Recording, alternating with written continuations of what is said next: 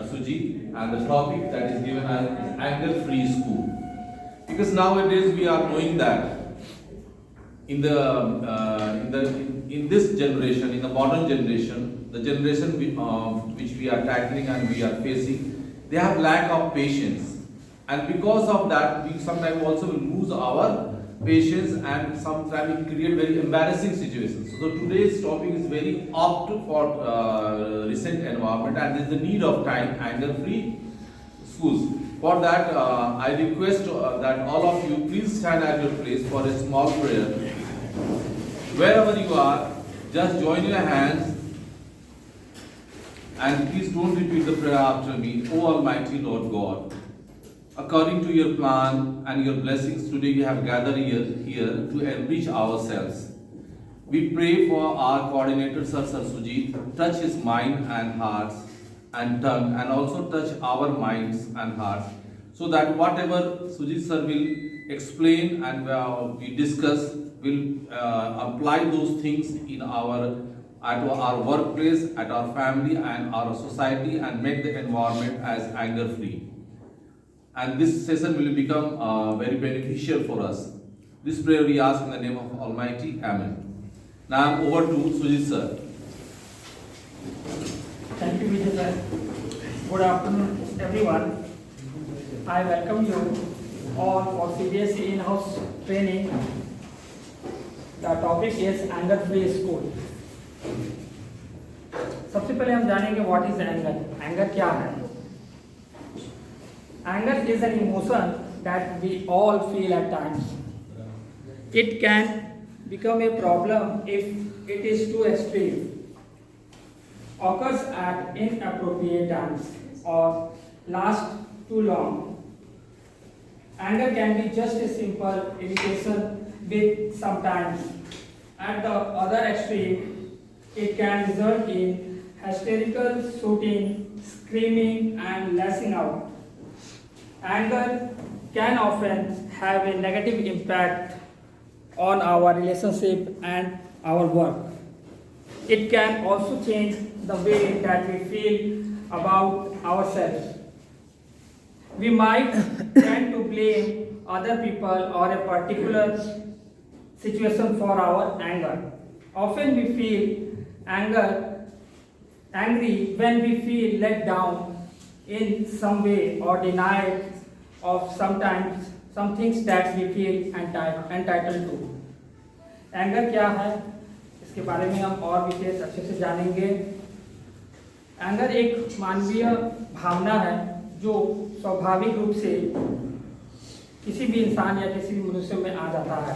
क्रोध बढ़ने पर यदि आप इसे तुरंत ही समाप्त कर दें तो ठीक, वरना ये बहुत ही ज़्यादा हानिकारक हो जाता है. हालांकि जब क्रोध बेकाबू हो जाता है तो जीवन के सभी क्षेत्रों में समस्याएं उत्पन्न हो जाती है. क्रोध अगर हावी हो जाएगा तो जीवन के हर क्षेत्र में समस्याएं उत्पन्न होंगी, जैसे शारीरिक, मानसिक, भावनात्मक और सामाजिक. हम देखते हैं कि इससे बहुत ज़्यादा असर पड़ता है हमारे शारीरिक और मानसिक और सामाजिक परिवेश में, जिससे हमको इसको कंट्रोल करना है. एंगर, गुस्सा को हमको कंट्रोल करना है ना. Do you find yourself foaming when cuts off in traffic? Does your blood pressure go through the roof when your child refuses to cooperate? Or any situation makes you angry in daily life? हम लोग देखते हैं day to day life में हम लोग को कभी ना कभी तो गुस्सा आता ही है. किसी भी चीज़ के लिए छोटा गुस्सा हो या बड़ा गुस्सा हो, लेकिन क्रोध आ ही जाता है, गुस्सा आ जाता है, जिसको हमको कंट्रोल करना है ना.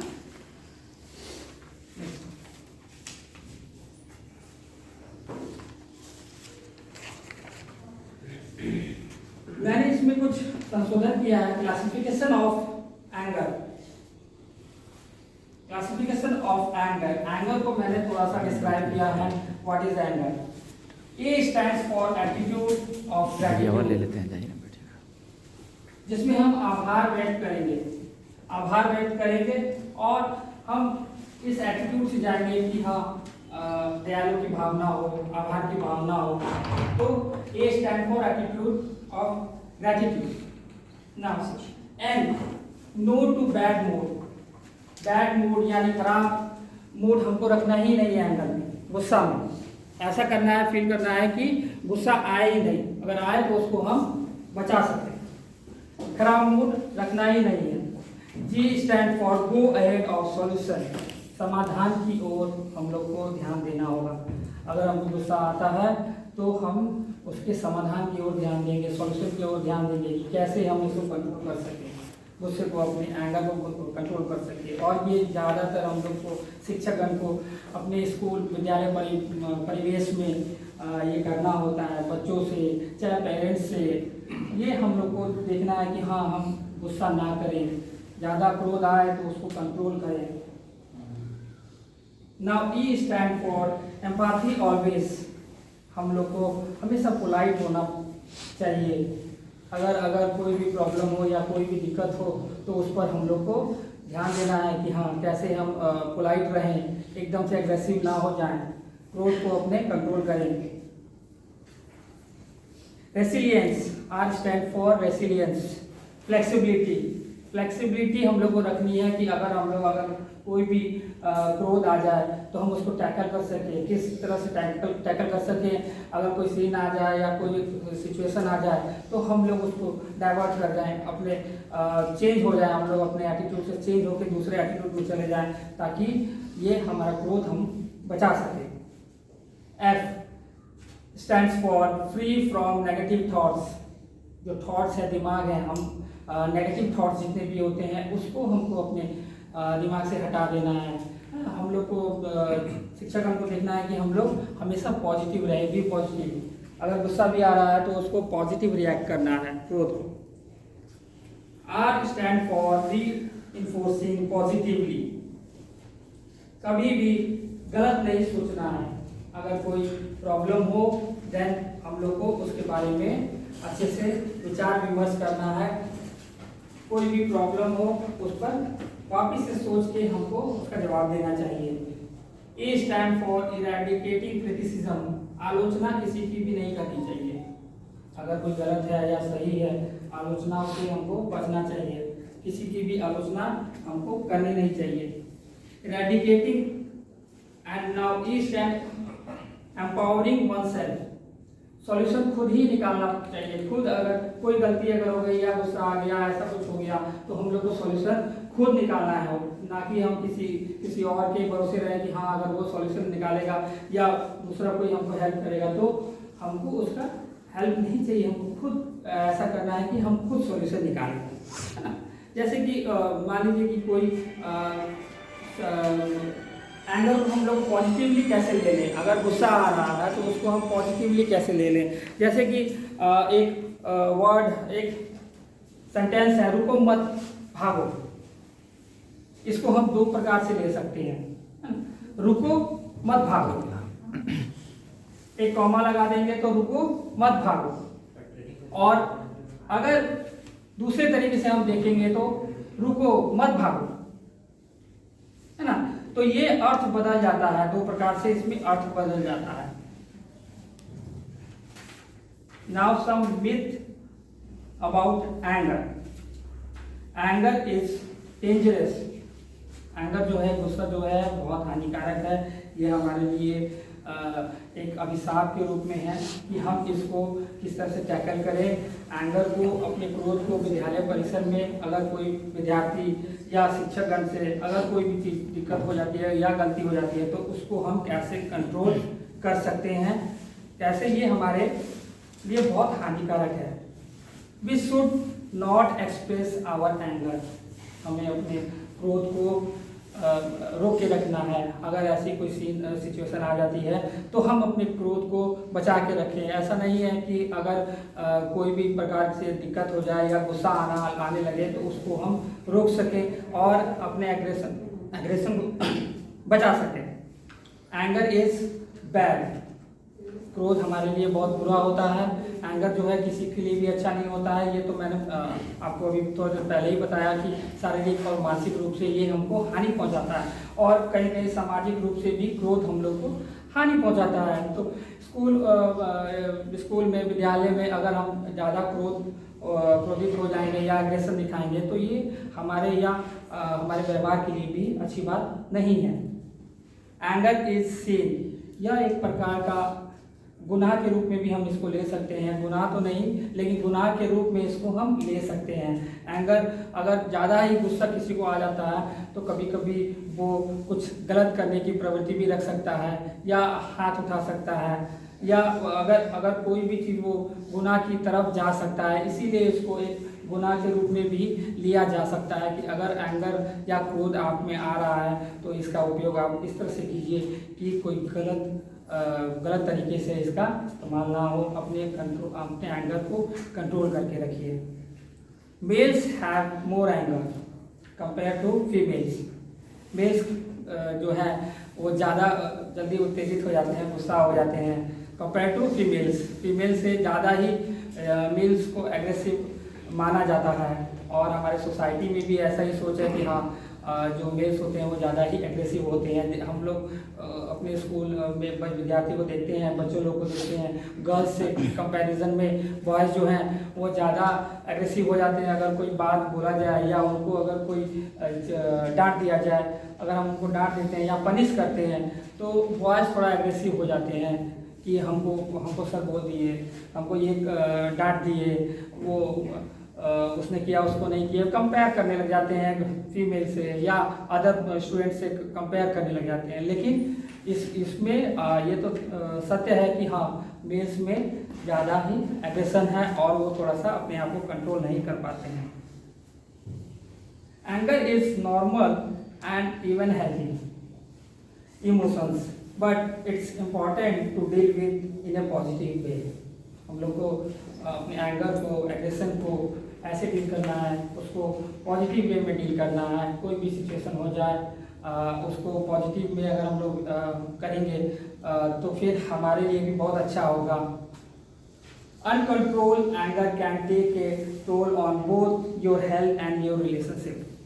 अगर हम अपने क्रोध को नहीं बचाएंगे, अगर क्रोध को नहीं रोक पाएंगे तो ये हमारे लिए बहुत हमारे सेहत के लिए भी हानिकारक है और हमारे रिलेशनशिप के लिए भी हानिकारक है। अगर हम किसी के साथ भी, स्टूडेंट के साथ हो, बच्चों के साथ हो, पेरेंट्स के साथ हो, किसी के साथ भी अगर हमारा अच्छा रिलेशन है और हम ज़्यादा ही एग्रेसिव है या हम ज़्यादा गुस्सा हो जाते हैं तो ये भी हमारे लिए नुकसानदेह है, हमारे लिए या विद्यालय के लिए भी नुकसानदेह है। इस पर central board of CBSE education ने भी बोला है कि हम लोग को स्कूल जो है एंगर फ्री जोन करके रखना है, जाकि कहीं भी कोई भी विद्यालय में कोई भी क्रोधित ना हो, ऐसा जोन क्रिएट करना है, ऐसा माहौल क्रिएट करना है कि वो सभी विद्यालय के अंदर जितने भी शिक्षकगण हैं या विद्यार्थी हैं वो एकदम क्रोधित यानी anger free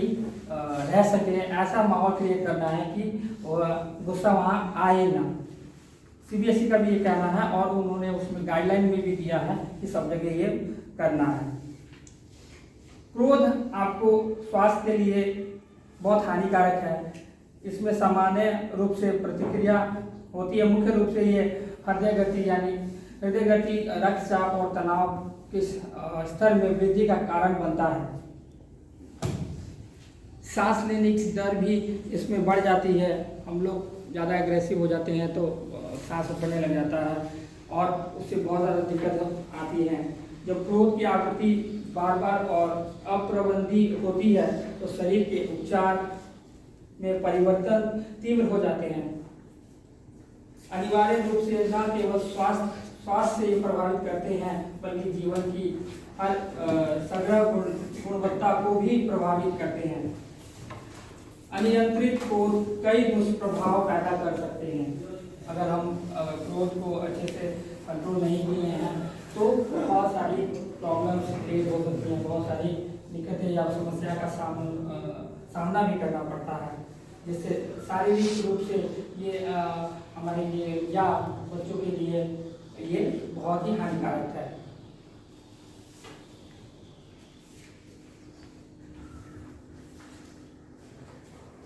difference between anger and aggression, क्रोध और आक्रमण। आक्रामकता, है ना, एग्रेशन, दोनों में फर्क है। क्रोध है, गुस्सा है, यानी एक फीलिंग है, इमोशंस है। लेकिन एग्रेशन क्या है? ये एक वन ऑफ टाइप एक्शन है ना, जिसको हम रिएक्ट कर जाते हैं। गुस्सा आता है, लेकिन अगर हम कंट्रोल किए तो ठीक, नहीं तो उसको हम रिएक्ट कर जाते हैं। तो हमको रिएक्ट नहीं करना है ना। क्रोध को हमको ऐसा करना है कि बचा के रखना है। दोनों में बहुत सारा अंतर हो जाता है। कहीं कहीं हमको शिक्षकगण को अगर गुस्सा आता है तो वो क्या करते हैं, वो उस चीज़ को बचा लेते हैं। क्लास में हो या विद्यालय परिसर में हो, अगर किसी भी शिक्षक को कोई प्रॉब्लम है या कोई बच्चे से या किसी से भी गुस्सा अगर आ रहा है तो वो क्या करते हैं, उसको थोड़ा सा बचा लेते हैं। और कोई कोई है उसको क्या करते हैं, एग्रेसिव हो जाते हैं, रिएक्ट कर जाते हैं, एक्शन ले लेते हैं उस पर, है ना। तो ये दोनों अलग अलग चीज़ है और इन दोनों को हम लोग को देखना है कि हाँ कैसे हम इस पर काम कर सकते हैं।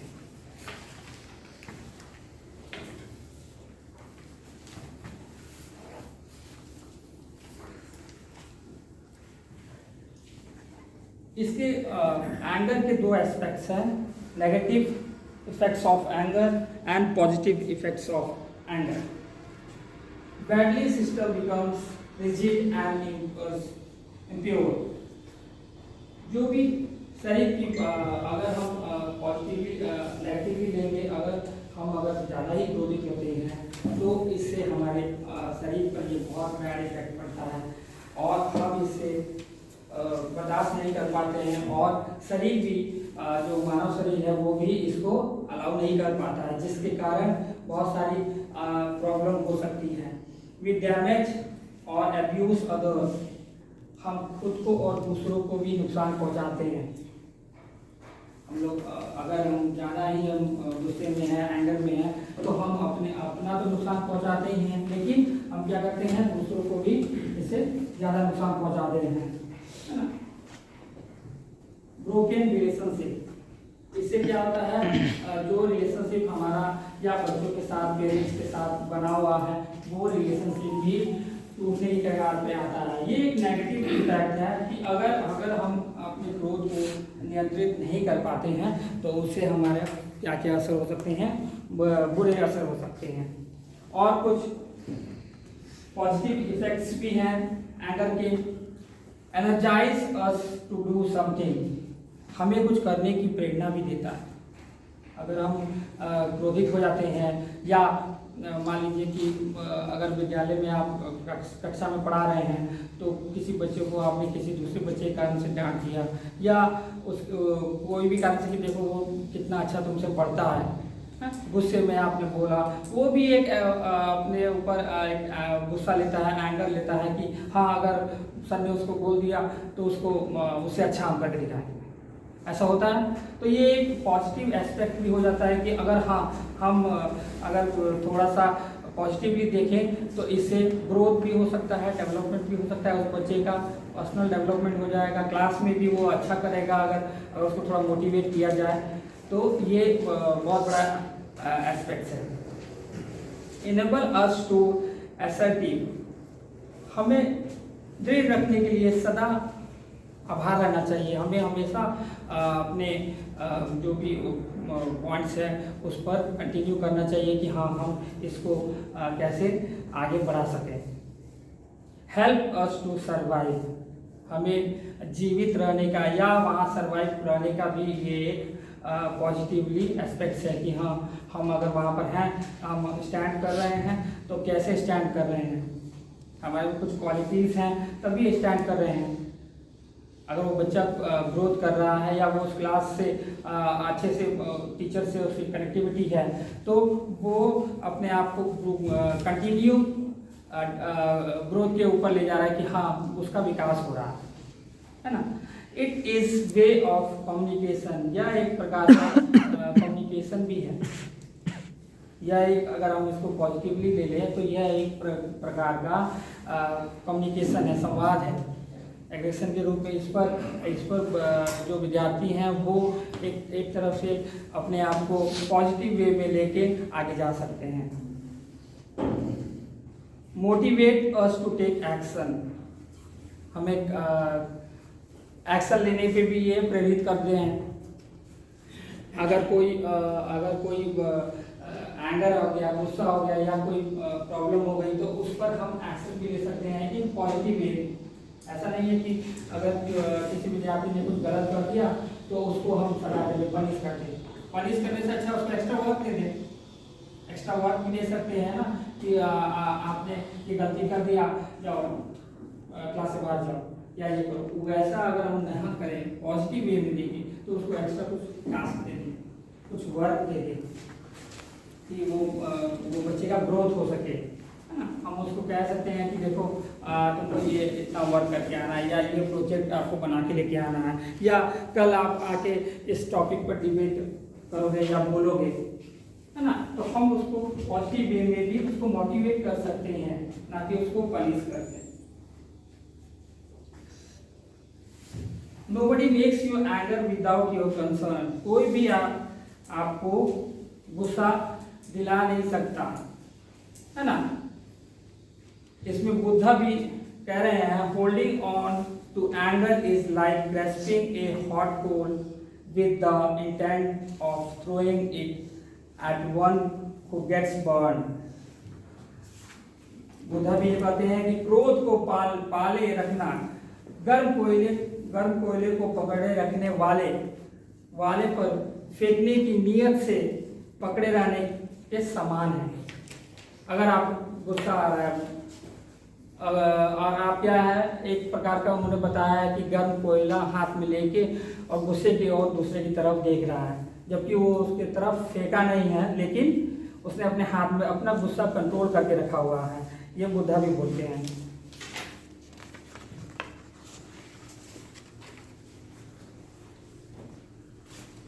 Causes of anger. क्यों हम लोग को गुस्सा आ जाता है? Causes of anger, high expectation, faculty perception and thinking, personality factor, poor communication skills, poor emotional control. अक्सर हम देखते हैं कि क्या किस कारण से हमको गुस्सा आ जाता है, क्या प्रॉब्लम है, कोई बातें हो गई, जैसे अगर किसी बच्चे से या हमने हाई एक्सपेक्टेशन रखा है कि वो क्लास में ग्रोथ करेगा या टॉप आएगा या फर्स्ट आएगा या मेरा टास्क पूरा करेगा, और किसी कारणवश अगर उसने ये नहीं किया, हम क्या करते हैं? गुस्सा हो जाते हैं। तो हम उससे ज़्यादा उम्मीद रखते हैं, तो अगर वो उस पर खरा नहीं उतरा तो हम उस पर गुस्सा हो जाते हैं, है ना। तो गुस्सा नहीं होना है। देन और क्या कारण है? फैकल्टी परसेप्शन एंड थिंकिंग, सोच, हमारी जो सोच है उस पर भी कभी कभी हम कुछ सोचते हैं और कुछ और हो जाता है। तो अपने एंगर को भी हमको कंट्रोल करना है कि आज हमने सोचा था कि आज हम ये करेंगे, जाके क्लास में बच्चों को ये पढ़ाएंगे या ये टॉपिक पर आज सेशन होगा, लेकिन जब जाते हैं तो वो टॉपिक नहीं हो पाता किसी कारणवश, या वो क्लास सस्पेंड हो जाता है कोई भी कारणवश। तो क्या होता है कि हम सोच के आए थे कि ये करेंगे, आज ऐसे बच्चों को सिखाएंगे, आज ये टास्क होगा या ये प्रोग्राम होगा, लेकिन हो नहीं पाता। तो थोड़ा सा उसमें गुस्सा आ भी जाता है कि हाँ हम इसको पूरा नहीं कर पाए, है ना। पर्सनैलिटी फैक्टर भी बहुत सारा मैटर करता है। कहीं कहीं पर आप देखेंगे कि अगर कोई ऐसा विद्यार्थी है जिससे आप उसको बार बार बोलते हैं या प्रोत्साहित करते हैं कि आप ये कीजिए, आप क्लास में अटेंटिव होइए, लेकिन उसकी ऐसी पर्सनैलिटी है कि उसको डेवलप नहीं कर पाता, है ना। आप हमेशा उसको कहते हैं कि हाँ आप ये कीजिए, आपको क्लास में अच्छा करना है, आपको फर्स्ट आना है, लेकिन वो नहीं कर पाते हैं क्योंकि वो अपनी पर्सनैलिटी को डेवलप ही नहीं कर पाते आपके बार बार कहने पर। देन पुअर कम्युनिकेशन स्किल, जो भी संवाद है, कम्युनिकेशन अगर अच्छा नहीं होगा, आप जो कह रहे हैं, कम्युनिकेट कर रहे हैं, दूसरा अगर आपके विद्यार्थी हो या अभिभावक हो, स्कूल पैरामिस में अगर कोई भी आप कम्युनिकेट कर रहे हैं लेकिन वो आपकी बातें नहीं सुन रहा है, ध्यान से नहीं सुन रहा है, या आप पर रिएक्ट नहीं कर रहा है, या आपकी बातों को नहीं समझ रहा है, तो इस पर थोड़ा सा गुस्सा आ जाता है। तो ये सब कारण है कि हम लोग को एज ए टीचर अपने एंगर को कंट्रोल करके रखना है और इस पर हम लोग को ध्यान देना होगा। अक्सर जब हम अपने आस पास अपूर्णता देखते हैं तो इसे स्वीकार नहीं कर पाते। कुछ बातें होती हैं या आसपास अगर कुछ घटनाएं चल रही होती है तो हम देखते हैं स्कूल के अंदर, विद्यालय परिसर के अंदर हम देखते हैं कि अगर कोई ऐसी घटना चल रही है जिसको हम अवॉइड नहीं कर सकते हैं, उस पर हम देख के चल सकते हैं, लेकिन हम रिएक्ट नहीं करते। कभी कभी उस चीज़ पर भी थोड़ा सा हमको क्रोध आ जाता है। उदाहरण के लिए किसी के कुछ गलत करने पर हमारा गुस्सा एक तरंग की तरह उठता है और हमें कीमती संपत्ति पर जाता है और कभी कभी पश्चाताप से भर देता है। हमको थोड़ा सा ये हो या गिल्टी फील होता है। हमको थोड़ा सा अगर कोई गुस्सा कर रहा है या क्रोध कर रहा है, कभी कभी हम लोग उस पर रिएक्ट कर जाते हैं, गुस्सा कर जाते हैं। गुस्सा करने के बाद क्या होता है कि हम लोग को याद आता है कि नहीं, थोड़ा सा गिल्टी फील होता है कि हमको गुस्सा नहीं करना चाहिए, है ना, पश्चाताप होता है। जब हम गुस्से में होते हैं तो हमें ये होश खो देते हैं। पहला स्तर यह महसूस करना है कि क्रोध कभी भी कमियों को दूर नहीं कर सकता। क्रोध जो है वो कभी भी कमियों को दूर नहीं कर सकता, क्योंकि जब क्रोध होगा तो कमियां होंगी तभी क्रोध होगा। अगर आप में कोई कमी नहीं है तो ज़्यादातर देखिएगा आपको क्रोध नहीं आएगा, गुस्सा नहीं आएगा। अगर आप में कोई कमी नहीं है तो गुस्सा नहीं आएगा। अगर कुछ कमियां हैं तो गुस्सा आएगा। कोई भी कारण है, कुछ कमियां का मतलब ज्ञान की बात नहीं हो रही है, नॉलेज की बात नहीं हो रही। कमियां मतलब शारीरिक रूप से, मानसिक रूप से, है ना, कोई भी तरह से। अगर आप घर से आ रहे हैं और कोई टेंशन लेके आ रहे हैं या कोई बातें हो गई तो आप उसको रिएक्ट कर जाते हैं। अगर स्कूल में आ रहे हैं, पढ़ा रहे हैं, तो कभी कभी ह्यूमन नेचर है, कभी कभी क्या होता है कि हम उस पर रिएक्ट कर जाते हैं और बोल देते हैं या गुस्सा हो जाते हैं। तो इस पर हमको कंट्रोल करना है। हमें ये समझने की जरूरत है कि जब हम स्थिति को स्वीकार करने में सक्षम होते हैं तब ही हम इसे होशपूर्वक सुधार कर सकते हैं। अगर हम अच्छे से इसको हैंडल कर सकते हैं या इस पर इम्प्लीमेंट कर सकते हैं कोई भी काम पर, तो हम इसको सुधार कर सकते हैं।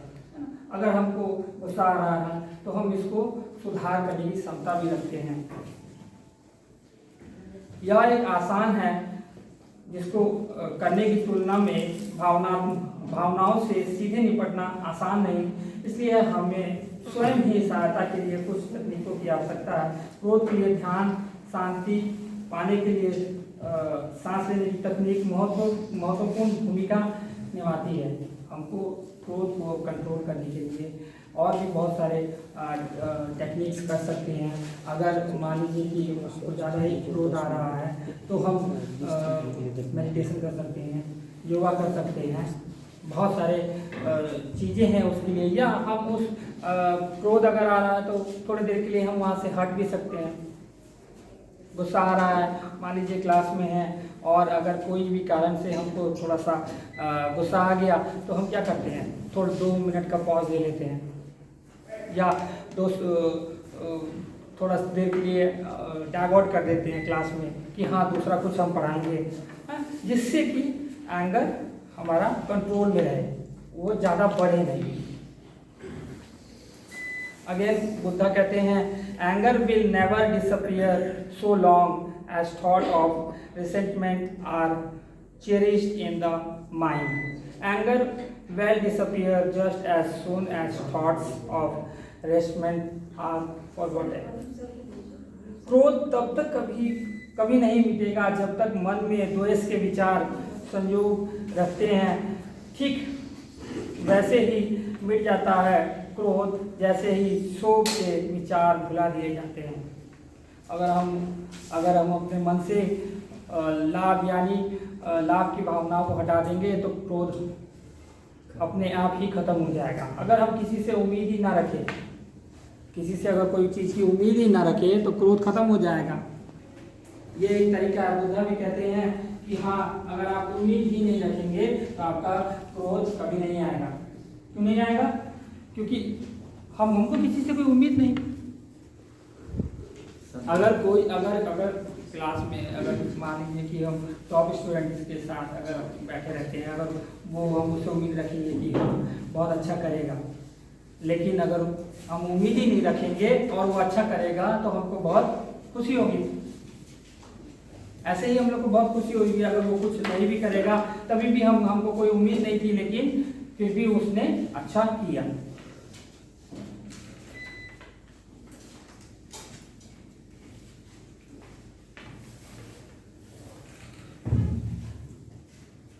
How do you act when you angry?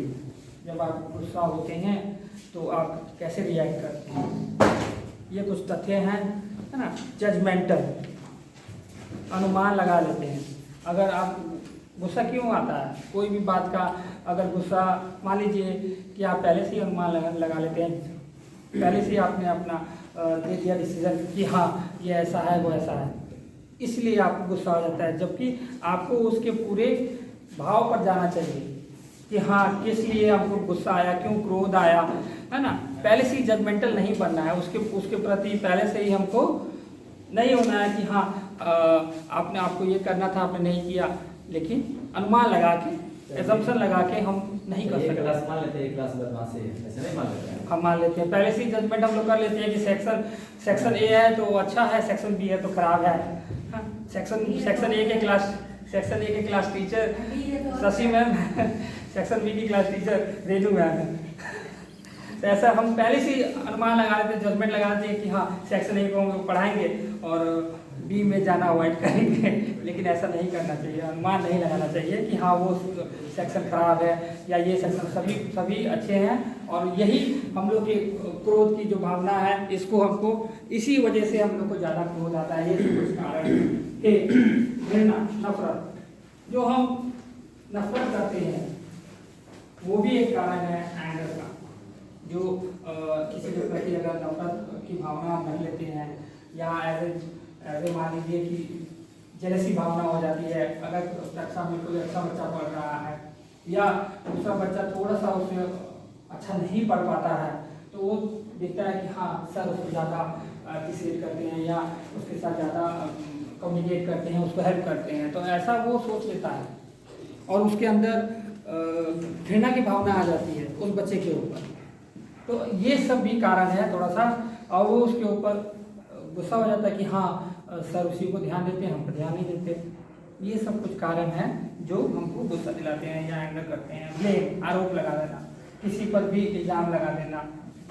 अगर कोई बात है कि हाँ सर आपने ये टास्क पूरा किया, नहीं वो सर की वजह से नहीं किया, आपने तुरंत दूसरे टीचर पर आरोप लगा दिया कि हाँ हम इनके वजह से हमारा ये टास्क जो है वो पूरा नहीं हो पाया।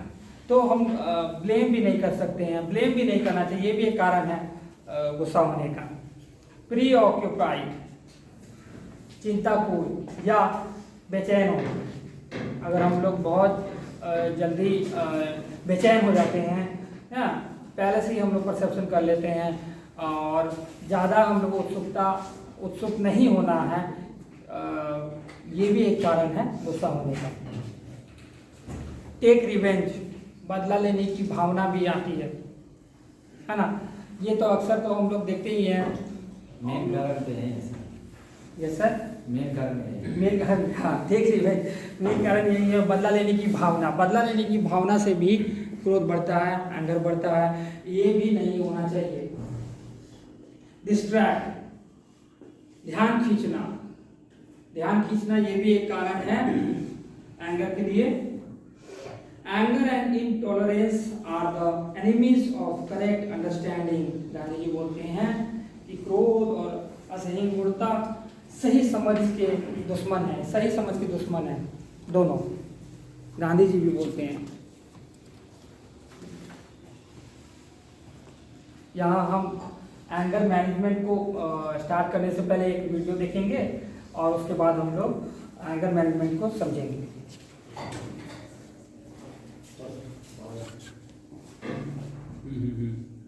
Getting angry at every little thing. He would easily get angry at anyone and would even use foul language sometimes. His parents and teachers often lectured him to control his anger and improve his behavior.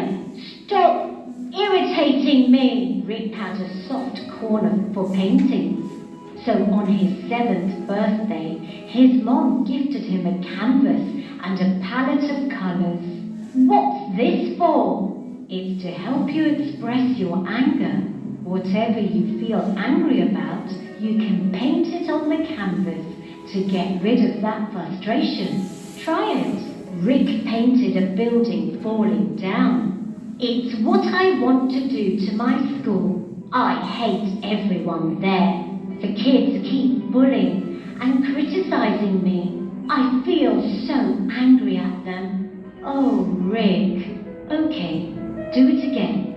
Paint whatever you feel inside and whatever you think you want to do. Rick took another sheet and started painting. From that day, whatever made Rick angry had to be painted on a sheet. By the weekend, Rick had painted several disturbing paintings. His mom went to his room and found some of the paintings on the wall. She collected some and took Rick to the garden with his paintings. Tell me, Rick, what are these paintings about? It's about those kids that always act so smart. They flash their expensive clothes and phones and make me look like a loser. It's about the teachers who keep saying to me that I don't perform well enough. It's about Dad who always keeps reminding me of how well he used to do when he was my age. Now think and tell me what is the one thing common in all of them.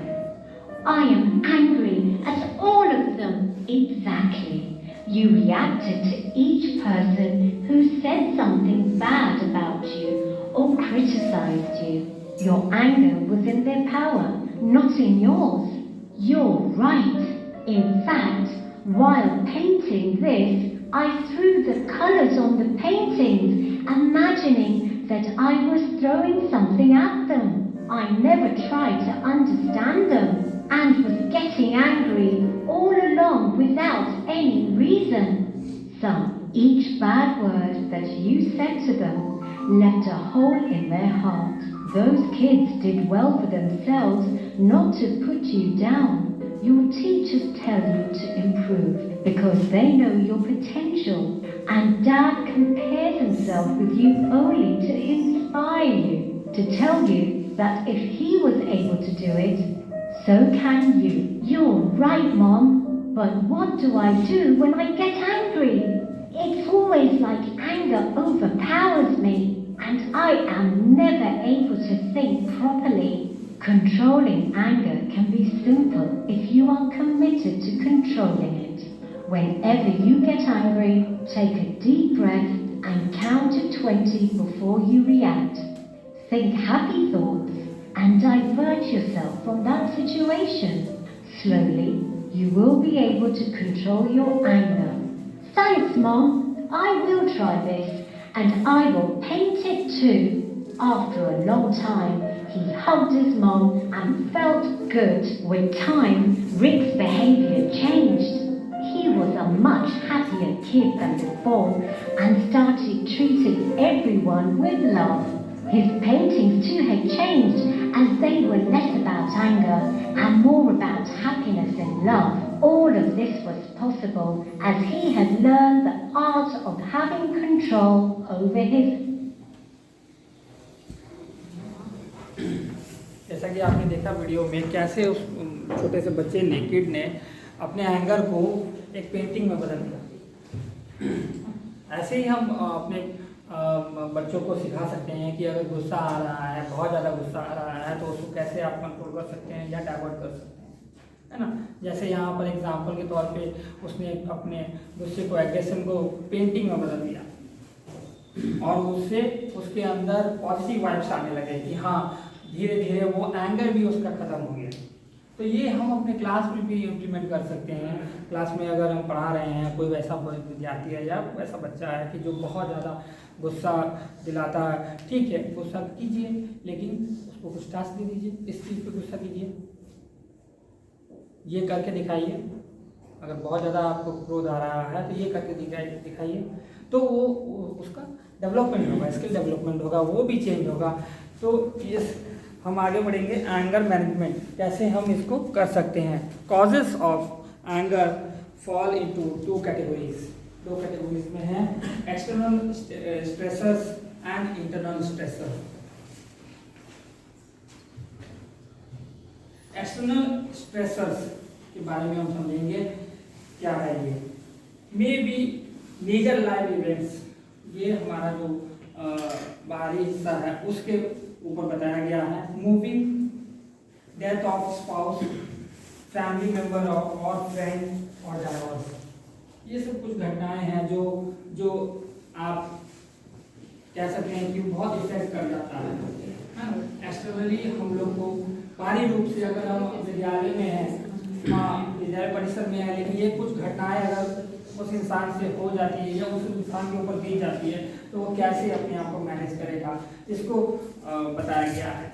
May be caused by everyday pressure such as financial, deadlines, arguments, family concerns and lack of sleep. ये सब कुछ कारण है, ये सब कुछ कारण है जो हमारे साथ हम खुद एक्सपीरियंस कर चुके हैं कि हो सकता है जिससे क्रोध आना स्वाभाविक है। फाइनेंशियल कंडीशन अगर किसी की सही नहीं है या किसी को प्रॉब्लम है तो जाहिर सी बात है कि उससे क्रोध उत्पन्न होगा, उसको गुस्सा आएगा ही। डेडलाइंस, कोई भी अगर वर्क का अगर डेडलाइन दे दिया जाए, कोई भी अगर कार्य को आपको दिया जाए कि हाँ इस वक्त में पूरा करना है और नहीं पूरा हो पाता है तो वो भी एक एंगर का ही रूप है, क्रोध का रूप है।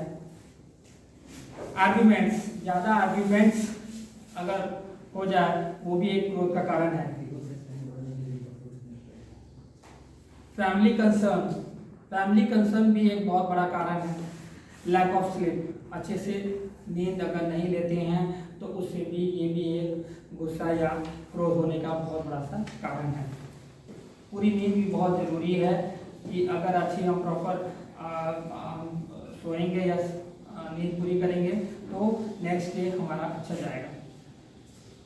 Now internal stressors, this type of stress में play a greater role in the anger of daily life. ये हमारे रोज़मर्रा के जीवन के लिए बहुत ज़्यादा मैटर करता है।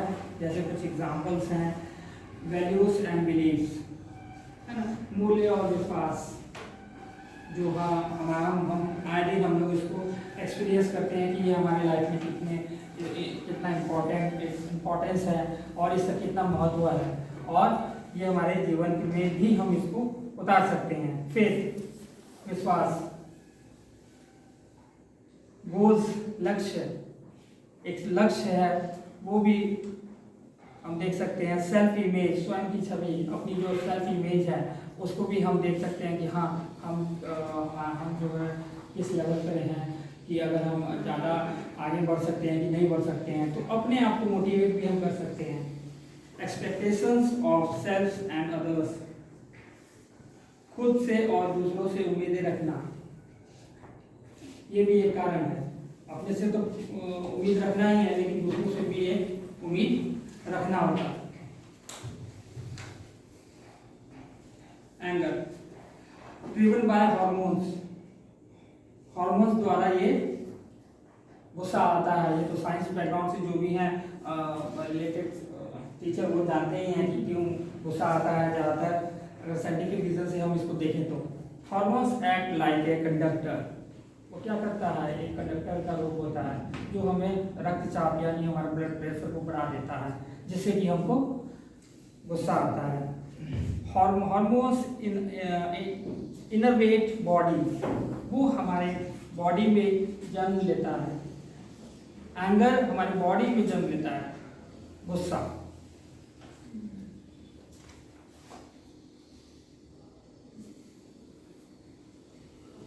What happens when we are angry? क्या होता है जब हम बहुत ज़्यादा गुस्सा हो जाते हैं, हमको बहुत ज़्यादा गुस्सा आ जाता है, तो कुछ कारण है कि गुस्सा आने के बाद हम लोग क्या क्या करते हैं। हाइपोथैलेमस स्टिमुलेट्स पिट्यूटरी, ये कुछ कारण है जो साइंटिफिक कारण है जिसकी वजह से हमको ज़्यादा गुस्सा आता है। Pituitary release act into blood, act stimulates adrenal glands to secrete further chemicals that affects other organs। वो हमारे अदर ऑर्गन्स में भी जो ब्लड सर्कुलेशन होता है वो उससे और ज़्यादा हमको गुस्सा आने लग जाता है। What we notice, heart rate speed up, BP rises. कभी कभी हम लोग देखते हैं कि क्लास में पढ़ा रहे हैं, कोई ज़्यादा परेशान कर दिया, कोई बच्चा ज़्यादा हमको डिस्टर्ब कर दिया तो ऑटोमेटिकली हमारा ग्रोथ बढ़ जाता है, बीपी भी बढ़ जाता है, हाँ, ब्लड सर्कुलेशन बहुत ज़्यादा बढ़ जाता है। Breathing speeds up, blood to muscles, sweating and blood sugar increases. ये सब कुछ कारण है गुस्सा जो आ जाता है, तो ये सब कुछ कारण है।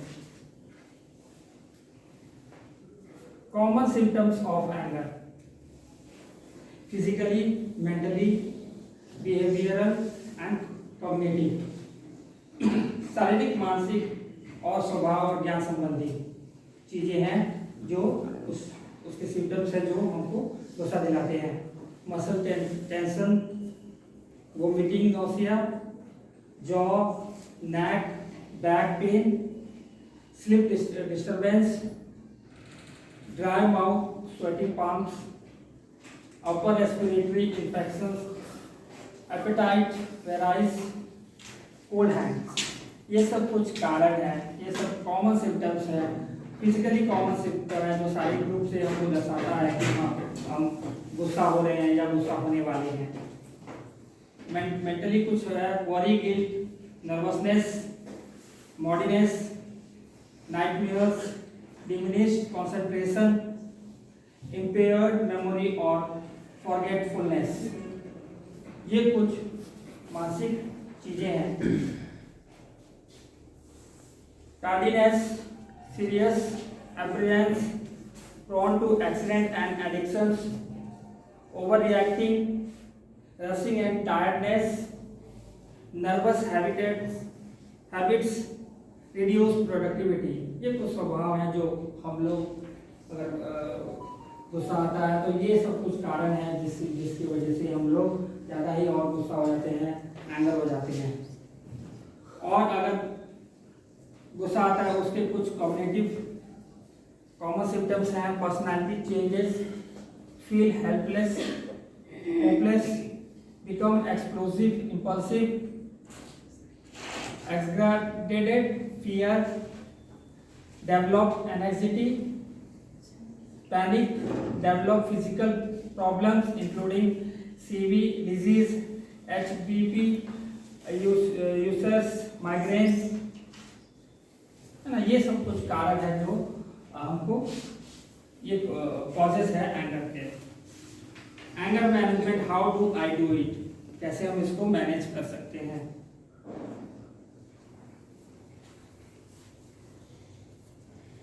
Skill needed in dealing with your anger, कुछ स्किल्स हैं। अगर आपको गुस्सा आ रहा है तो आप कैसे उसको टैकल करें, उसको डील करें।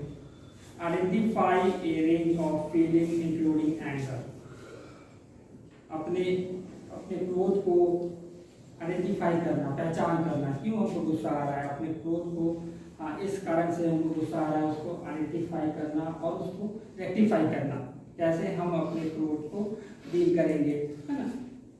Identify aggressive act by self and others, ये भी आइडेंटिफाई करना है कि हाँ हम और दूसरे को उसकी एग्रेसिव की पहचान करना है, कैसे वो अगर गुस्सा आ रहा है तो उसकी पहचान करना है, अपनी पहचान करना है, उसके साथ साथ दूसरों को भी पहचान करना है। Identify the potential consequence to self and other from the aggressive act, अपने और दूसरों के संभावित परिणामों की पहचान करना है। हमारी जो गलतियां हैं या दूसरी गलतियां हैं उसकी भी हमको पहचान करना है। आइडेंटिफाई सेल्फ डिस्ट्रक्टिव बिहेवियर, हमारे आत्म विनाशकारी व्यवहार की पहचान करना है। Identify thoughts prior to aggressive acts, आक्रामक कृत्य से हमारे विचारों की पहचान करना है कि हम ज़्यादा एग्रेसिव कब हो रहे हैं, कैसे हो रहे हैं। Identify internal cues to feeling of anger, अपनी भावनाओं को हमको आंतरिक संकेतों से जानना है कि हाँ हम गुस्सा हो रहे हैं तो किस तरह से हो रहे हैं। Develop कॉपिंग mechanism for dealing with anger, क्रोध से निपटने के लिए हम उस पर कुछ काम भी कर सकते हैं या कुछ यंत्र का उपयोग भी कर सकते हैं। Express anger without lose of control, बिना नियंत्रण खोए हम अपने एग्रेशन को, क्रोध को कैसे कंट्रोल कर सकते हैं या व्यक्त कर सकते हैं। Identify A range of feeling including anger, क्रोध सहित भावना की एक सीमा की पहचान, कैसे हम इसकी पहचान कर सकते हैं। एम्बैरेसमेंट, शर्मिंदगी, कैसे पहचान कर सकते हैं, है ना। तो इसका एक कारण है शर्मिंदगी। एक्साइटमेंट, उत्साह। डिसअपॉइंटमेंट, निराशा, निराशा भी हो जाती है, तभी भी हम थोड़ा सा एग्रेसिव हो जाते हैं। जेलसी, फियर और helpless, sadness and left out, ये सब कुछ रेंजेस हैं। एक शॉर्ट वीडियो हम देखेंगे जिसमें वो थोड़ा सा बड़ा है लेकिन उसको शॉर्ट करके हम देखेंगे। करना अलाउड नहीं है। पॉसिबल? नो स्मोकिंग जोन जैसे बन गए हर जगह, वैसे नो एंगर जोन। इधर गुस्सा नहीं कर सकते, आया तो बाहर जाओ कर क्या, यहाँ नहीं कर सकते, यहाँ नहीं कर सकते। क्यों? स्मोकिंग के लिए क्यों अलग जगह बनाई, क्यों नहीं कर सकते सबके बीच? क्योंकि कर आप रहे हैं, नुकसान हमारा हो रहा है। इसी तरह गुस्सा कर आप रहे हैं, सारे वातावरण में और सब लोगों का नुकसान हो रहा है। तो आप जाइए, वहां वो कमरा है, उधर गुस्सा करिए, वापस आइए। कर सकते हैं हम ऐसा? नहीं कर सकते। क्यों? हाँ जी,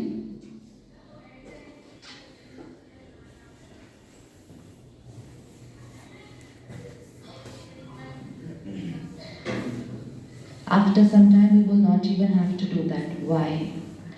जब हम अपने आप को परमिशन देते हैं ना गुस्सा करने की, तो हम दिन में दो चार बार कर लेते हैं। अब जितनी बार हम करेंगे वो संस्कार क्या होता जाएगा, वो संस्कार पक्का होता जाएगा। जैसे सपोज किसी को स्मोकिंग की आदत है तो वो कहते हैं दिन में सिर्फ 2, तो जब तक वो दिन में 2 लेंगे वो कभी नहीं छूटेगी, क्योंकि जितनी बार की तो वो आदत क्या होती जाएगी, पक्का। लेकिन अगर अब उन्होंने कहा 3 दिन बिल्कुल नहीं, तो वो 3 दिन में उन्होंने उस आदत को कमजोर करना शुरू किया। तो कोई भी आदत को खत्म करने का एक ही तरीका है सिर्फ, कि उसको कर्म में आने नहीं देना। जितनी बार वो आएगी वो सिर्फ क्या होती जाएगी, स्ट्रेंथन होती जाएगी। Don't you think we should have anger banned in places of healing?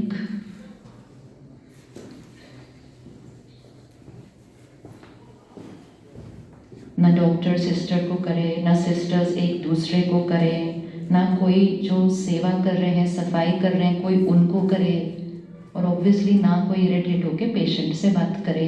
तो पूरी एनर्जी नहीं चेंज हो जाएगी उस जगह की। हीलिंग दवाइयों से नहीं होती है, सारी हीलिंग एनर्जी से भी होती है। हम एक जगह पर एंटर करें, आप यहाँ आए, आपको एक सूदिंग इफेक्ट ऑलरेडी फील हो रहा है कि नहीं हो रहा है?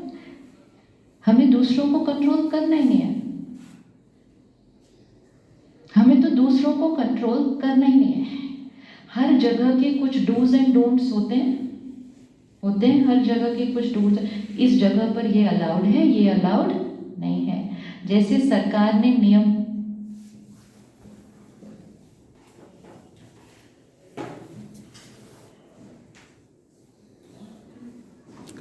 Next, identify aggressive act by self and others. हम कैसे जानेंगे कि कोई अग्रेसिव है अपनी और दूसरों के बारे में, हम उसमें देखेंगे। कुछ पॉइंट्स हैं जिसको हम देखेंगे।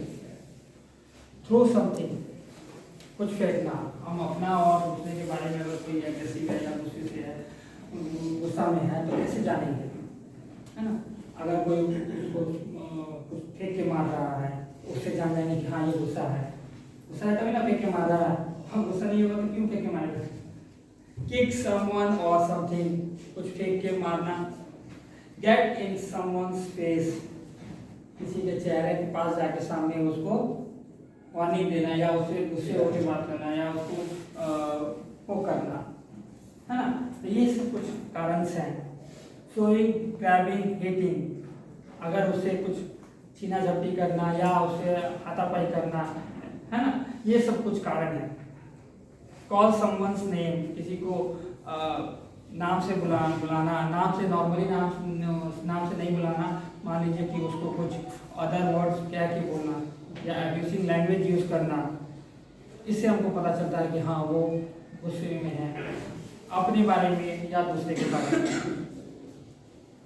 गिव समवन ए डर्टी लुक, किसी को डर्टी लुक देना, इससे वो उसको पता चल जाता है कि हाँ आप क्रोधित हैं या क्रोध में हैं।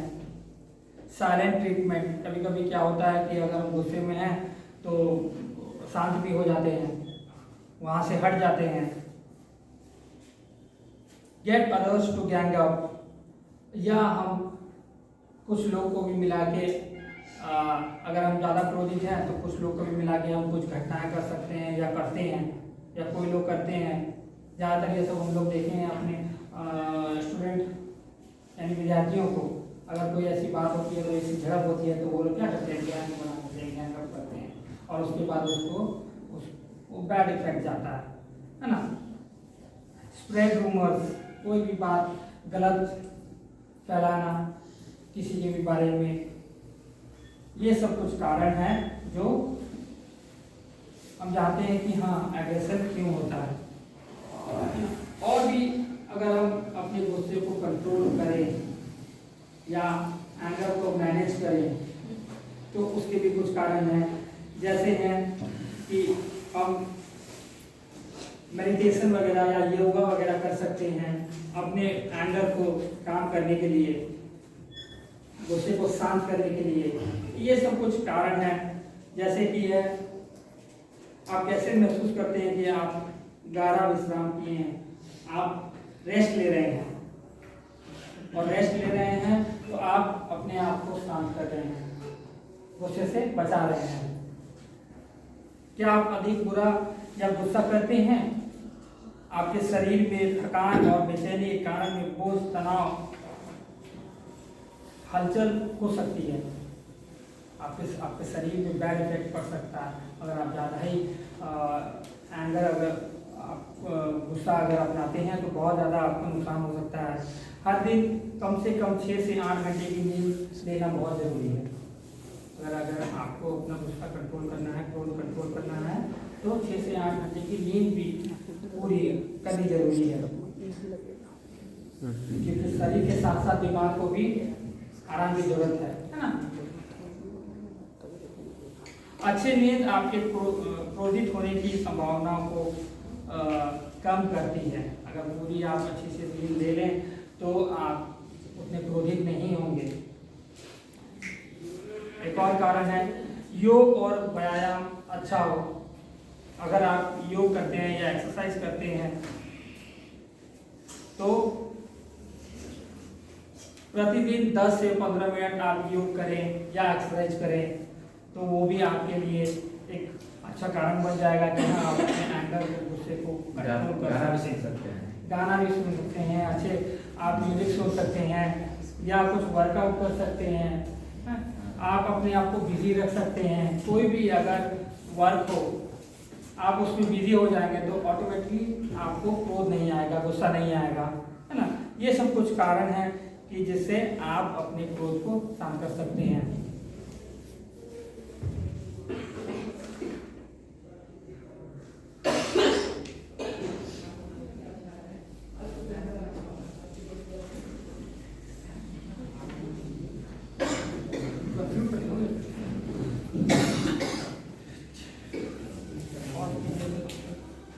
हो गया, ठीक।